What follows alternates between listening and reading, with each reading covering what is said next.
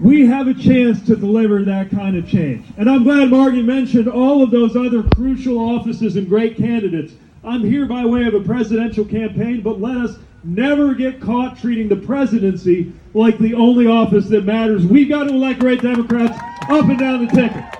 That local office is so important.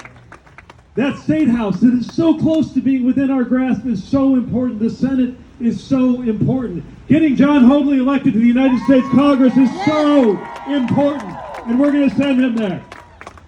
Returning Gary Peters to the United States Senate to bring common sense, not partisan protection of presidential wrongdoing, is so important, and we're going to deliver that. This is the election of our lifetimes, and I know you wouldn't be here if you didn't already understand that.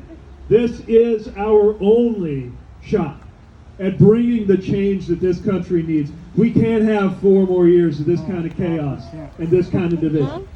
We can't have 4 more years of a president who used the word fine to describe the worst mass casualty event that we've experienced in a generation in the United States.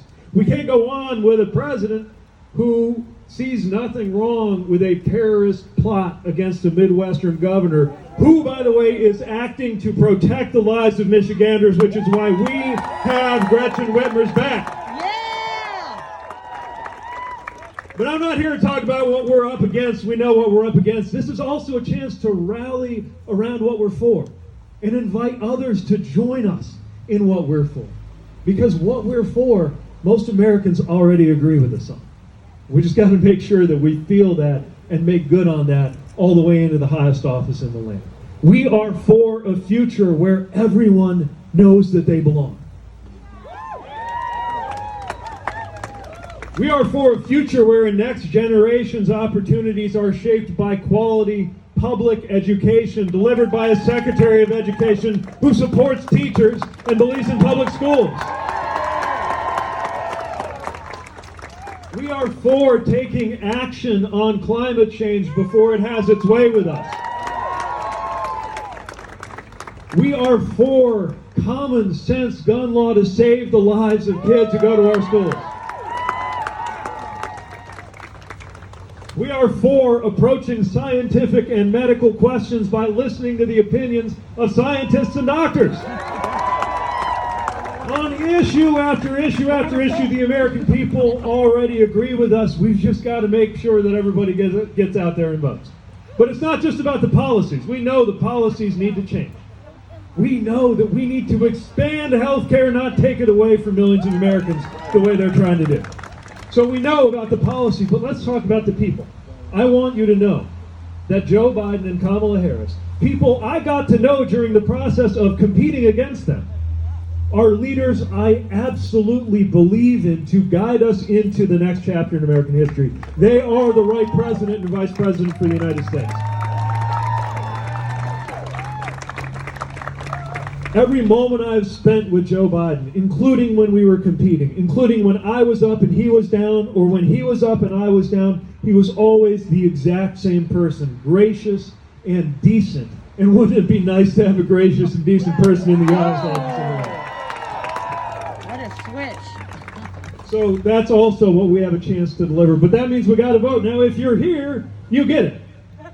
But we know the friends out there, our cousins, our co-workers, someone in that Facebook group we're in, who is in one of 2 categories. First of all, folks who are still thinking about how they're going to vote. Now, how can it be possible, you might ask yourself, to not know how you're going to vote? No. Well, I think for a lot of folks, it's like this.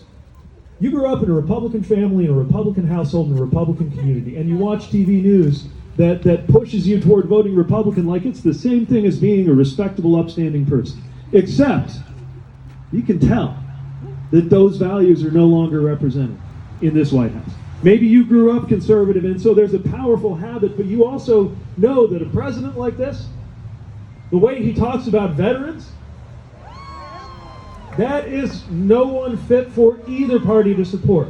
And so, like the 2 former chairs of the Republican National Committee now saying to vote Joe Biden, you are ready to put party aside, but it's a little hard, so we got to welcome what I like to call those future former Republicans to stand right next to independents and Democrats, centrist and progressive, in a broad coalition to deliver change. You can do that. You can let people know it's okay to change your mind this time around because we're all in this together.